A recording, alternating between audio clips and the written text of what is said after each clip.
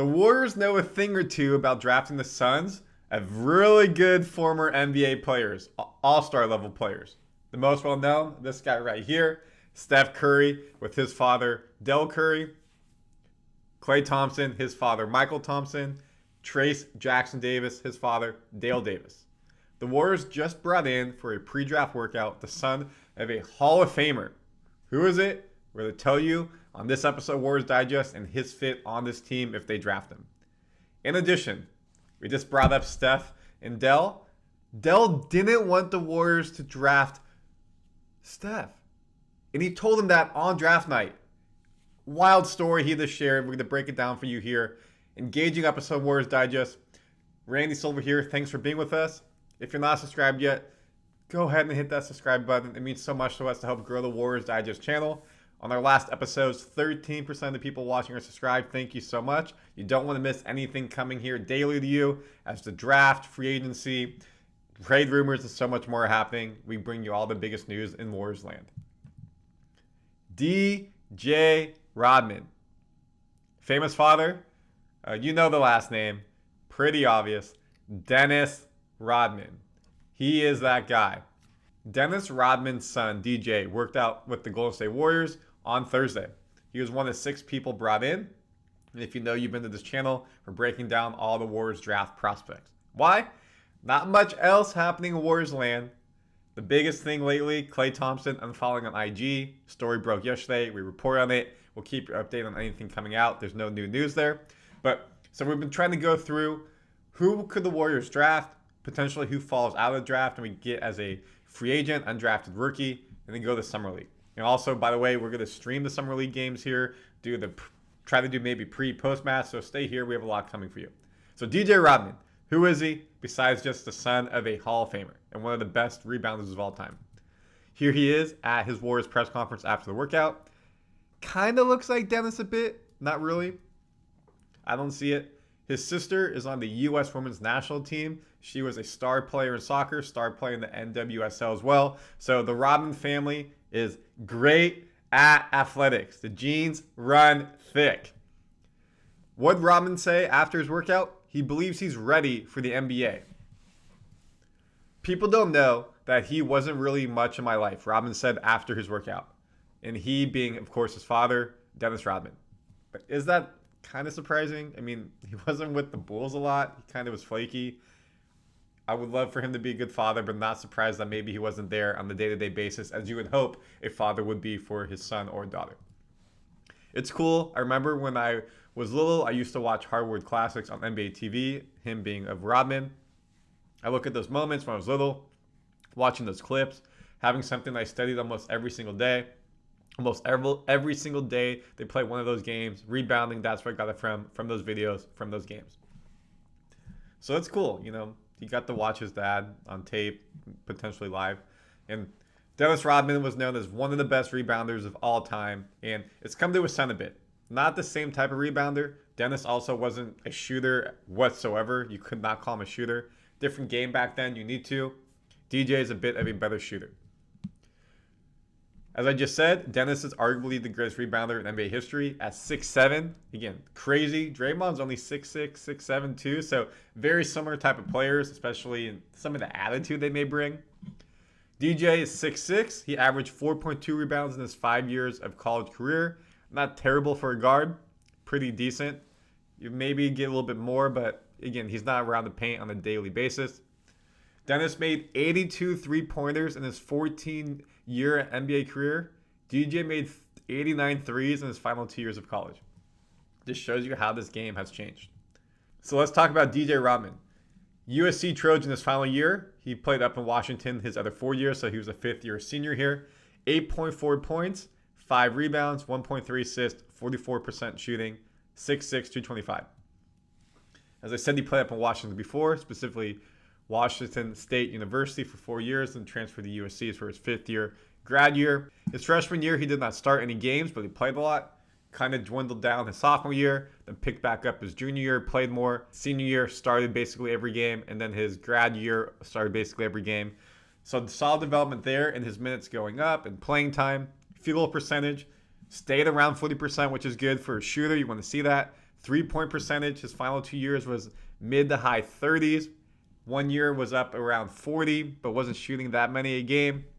Free throws, mid 70s around average. Again, the rebounding, 4.2 per game for his career. Points, 6 points. So not a very big prolific college career whatsoever. Less than a 0.2 blocks a game. So not really doing much on the blocking sense as well. So what does this tell you? A standard college player who wasn't a star, more of a role player, someone who probably has a high motor. Obviously, he has an NBA pedigree in his blood. What did he learn from that? Something that people look at. And again, we mentioned the Warriors have players like that. Clay, Trace, Steph, and you see them being successful in the NBA. Offensively, Rodman became a strong spot-up shooter. Now he's hoping to show teams he's more assertive on offense. Rodman has told every team he's worked out with that he's become significantly better there and wants to showcase his skills more as a wing. So he's not looking to be a bruiser down below like a Draymond at a 4 at his height. He's also not built the same as Draymond. Well, Draymond's just much thicker. He wants to be a shooter. Warriors need shooting. We also need height, versatility, defense, athleticism. So he does fit the role there, but his shooting, was up and down. We brought in other people on this Warriors Digest who have been better shooters. About the workout with the Warriors, Rodman said it was great, kind of kicked my butt a little bit. A lot of running. I had a good time though. You need someone to kick you in the butt and wake you up a little bit. It was great. I had a fun time. And it's great to see, competitors. When you bring in someone for workout, usually there's 4 or 5 other prospects. So you're doing 2-on-2, 3-on-3. Maybe they're practicing with some of the team, things like that. And you get a sense of what they are around the facility. And each team, of course, is going to do their own workout a little bit differently. In this case, what Rodman say? Hey, work me out. Maybe it was a bit harder of a workout than other teams. What are his pros per scouts? Decent shooter, low post scorer, excels at scoring off-ball motion plays, which is good for us. Again, Warriors, we do a lot of motion. Steph, point guard, gets the ball, gets set of the screen by, say, Trace Jackson Davis, Looney, Draymond, and then off-ball. Clay's running to the corner, gets it, pick and pop. Same thing with Brandon when Moody comes in. Same thing. You got to be able to do the offense. Kuminga's not really doing pick and pop. He's getting the ball and slashing. Playmaker for his size is adequate. Decent rebounder. You would hope so coming from his dad. Decent defender. Above average athlete. Solid motor. So again, just a solid player.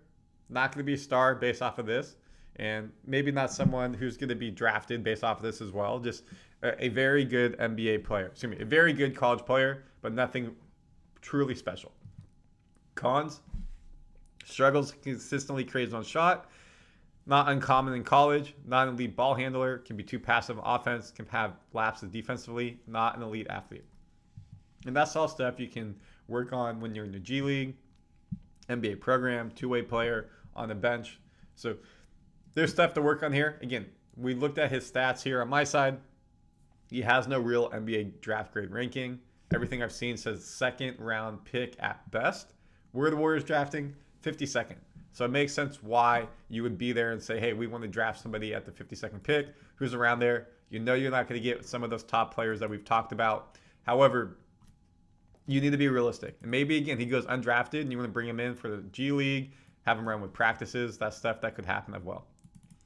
Now, do I think he's better than Tariq Freeman, who we've talked about? No. I think he's better than probably KJ Simpson, DJ Horn. No and no. Jalen Bridges? No. Bona? No. Griffin? No. So of all the people we look, and again, it's right here in the bio or maybe popping up right now, go take a look at our other draft comparisons. I would not draft Rodman. If he's there maybe in Summer League as an undrafted free agent, sure, bring him in, see what he can do. But I think we can get a better player who's a little bit taller, around 6'7", 6'8", more versatile in the wing, shooting, showed is a better player.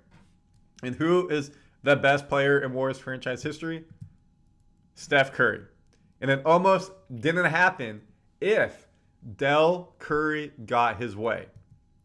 Dell recalls Steph's 10th draft night, honest pleas to the Knicks.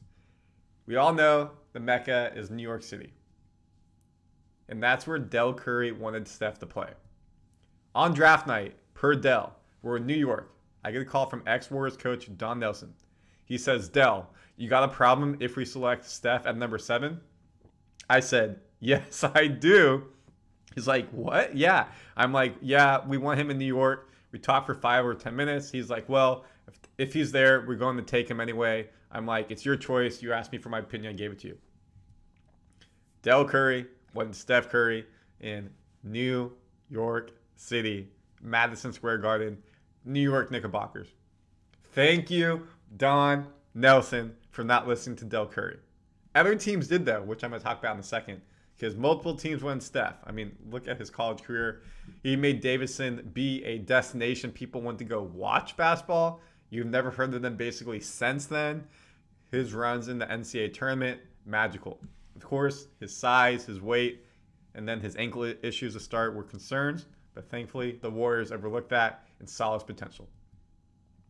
Golden State gladly was able to draft Steph at number 7, while the Knicks settled for Jordan Hill with their next pick. The two have had vastly different professional careers. So let's talk about Jordan Hill for a second. Do you even remember the name? Maybe you don't if you're a younger, newer fan. But he had a pretty solid NBA career. We look here. He played for the Knicks, Rockets, Lakers, Pacers, Minnesota. He started 120 games out of 409, averaged almost 8 points a game. Wasn't really a three-point shooter. Had 50% field goal percentage. And I looked it up. Made close to $30 to $40 million in his NBA career. That is a solid career for someone drafted at 6. Again, you probably want more of someone that high. So it was a solid career. Disappointing. Again, he was with the Knicks 1 season, so it did not work out there, and he got traded. But for us, it worked out because we got Curry. Dell pleaded, did not stop us getting. Dell's pleading, however, didn't stop with the Knicks. He also requested something from the Minnesota Timberwolves, who had the number 5 and number 6 picks in 2009. He says, I got a call from the T-Wolves as well about asking to draft Steph. I told them, please don't. Please don't. It was ex-Timberwolves assistant coach J.B. Bickerstaff. They said, okay, we won't. And Bickerstaff was just let go from the Cavs. And who may be going to the Cavs? Kenny Atkinson. He's a final, one of the 2 coaches, currently our assistant coach, tying this all together for you. Minnesota spent the 5th pick on Ricky Rubio and the 6th on Johnny Flynn. Back-to-back chances. And they didn't do that. They didn't take Curry. Thank God. Rubio, very solid 12-year career. Crafty passer. Court vision. Decent scorer. Flynn, meanwhile, averaged a healthy 13.5 points as a rookie, but he was out of the league after playing in just 163 total games due to hip injury. And you would think because Warriors took Steph Curry, we probably would have taken Flynn or Rubio if they were there as a point guard. So we got lucky. Whew. Thank you, Don Nelson, for not listening to Dell Curry. Shout out to Warriors' former general manager, Larry Riley, who saw a vision of what I can be in the league per Steph. Even after those conversations, he still felt like it was the right decision for him to pick me. So him, Don Nelson, thank you so much. And that's how we got Steph Curry, the son of a NBA player who is a 4-time NBA champion, first-time unanimous NBA MVP, a NBA Finals MVP, has basically won every accolade you can think of in the NBA, and this year will win his first USA Basketball Olympic gold medal. And we're going to have that here for you, covering all that with Curry on the team, and of course, Steve Kerr is the head coach. So we're going to have that coming up for you. We got Summer League coming up for you. We have the draft coming up for you. We got the trade rumors, social media rumors. We have free agency. It's about to pop off in Warriors land, so you don't want to miss anything. Please subscribe. Let me know your thoughts on DJ Rodman, this story, anything else happening. We're here for you. Out.